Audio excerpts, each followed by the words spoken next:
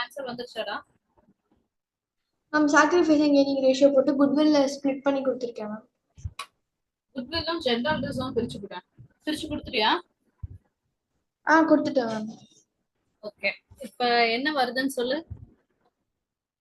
Ma'am ஏ வந்து sacrifice ma'am 1/6, B வந்து 0 ma'am, C வந்து -1/6 கெயின் மேம்.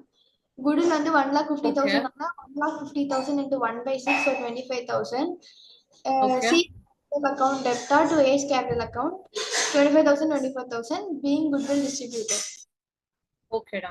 ஓகே ஃபைன், இருக்கட்டும். இப்ப அடுத்தது land and building revalued at 80,000 and building depreciated by 6%. இப்ப என்ன பண்ணிருக்கோம்னா 80,000 ரீவேல்யூ ஆயிருக்கு. முதல்ல லேண்ட் வந்து இங்க எவ்வளவு இருக்குன்னு பாரு.